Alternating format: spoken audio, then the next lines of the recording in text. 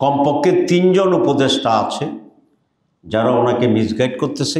প্রশাসনের যে সমস্ত পরিবর্তন হচ্ছে সেখানে নিরপেক্ষ এবং বিশেষ করে সৎ এবং জবাবদিহি আওতায় থাকতে পারে এই মনোভাবের লোকদেরকেই নিয়োগ করতে হবে। আমরা পরিষ্কার করে এখন বলতে চাই, 1 নম্বর সেটা হচ্ছে প্রধান উপদেষ্টা যে ভাষণ দিয়েছেন, একই দিনে নির্বাচন, গণভোট এবং জাতীয় নির্বাচন, সেটা পরিবর্তন করে অনতিবিলম্বে আলাদাভাবে গণভোট করার তারিখ উনি ঘোষণা করবেন, এটা আমরা আশা করি। 2, কমপক্ষে 3 জন উপদেষ্টা আছে যারা ওনাকে মিসগাইড করতেছে, আমরা তাদের অপসারণ দাবি করছি। আপনারা হয়তো প্রশ্ন করবেন যে তাদের নাম বলেন।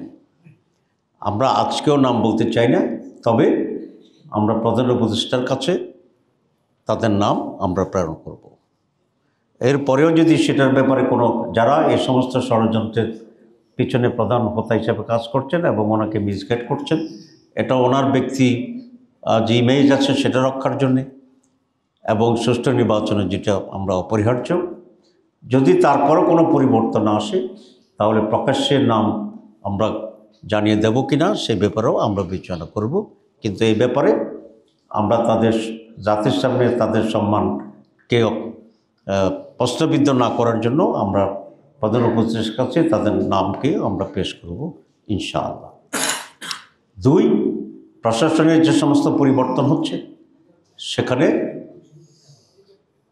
নিরপেক্ষ এবং বিশেষ করে সৎ এবং জবাবদিহি আওতায় থাকতে পারে এই মনোভাবের লোকদেরকেই নিয়োগ করতে হবে এবং নিরপেক্ষ ভূমিকা পালন করার জন্য সেখানে চেষ্টা করতে হবে। তো আজকে আমরা এ সমস্ত দাবি জানাচ্ছি। 16 তারিখে আমাদের 8 দলের শীর্ষ নেতৃবৃন্দের বৈঠক আছে পূর্ব নির্ধারিত। সেই বৈঠক থেকেই সার্বিক করণীয় আমাদের কী হবে সে ব্যাপারে চূড়ান্ত সিদ্ধান্ত গ্রহণ করা হবে।